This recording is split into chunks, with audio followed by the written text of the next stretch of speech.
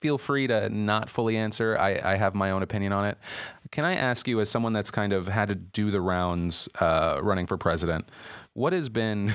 You ran for president? No. Maybe I'm wording it wrong. No, but as someone that's run for president, because you're in a very small group, you're constantly jumping on a bunch of different shows. You're trying to appeal to all these different audiences and get FaceTime in front of them. Do you have a personal favorite show that you've done and a personal that was the most awkward one that I've done?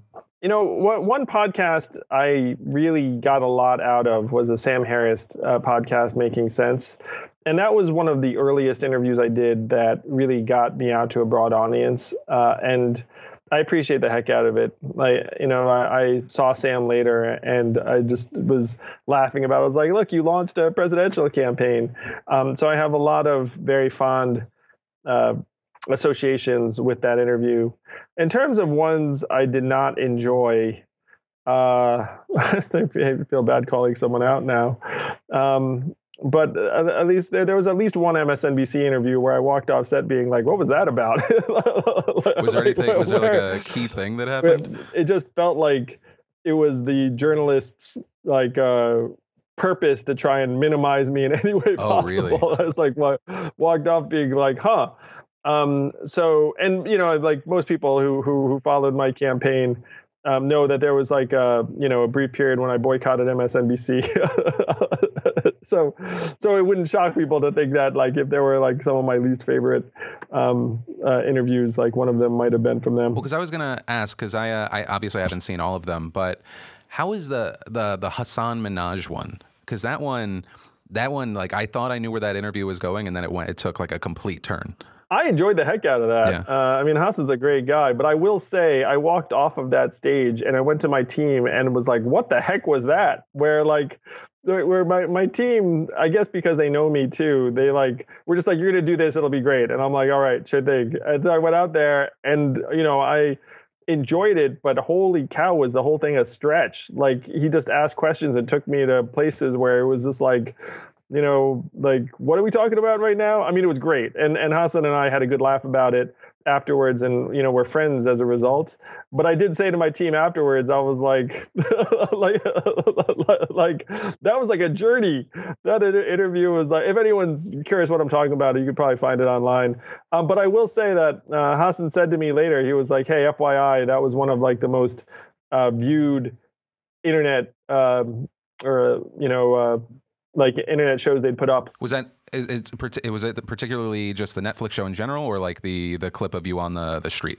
So there was the Netflix show, which had me in the street, but then there was something that he does that's just web only. The reason that popped into my head was, and I was unaware of this until about 20 minutes before we hopped on this call, was I didn't realize that there was such a big reaction to your op-ed. I guess you recently talked about Asian American racism. Yeah, and the op-ed was about the fact that Asians are not the virus, but we can be part of the cure. And let's come together and try and help our country through this time.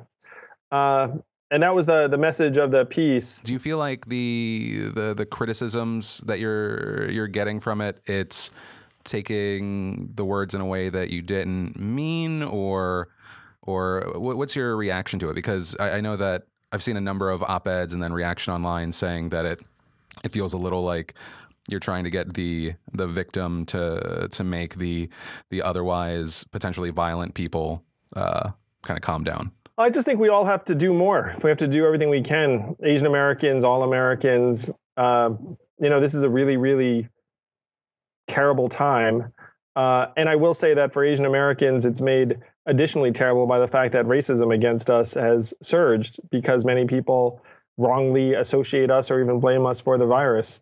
And with this crisis and this challenge, we all have to do more. Asian Americans, in my opinion, have to do everything we can to help other people, and all Americans have to do everything we can to help other people. Well, when you specifically mention Asian Americans as a part of that, do you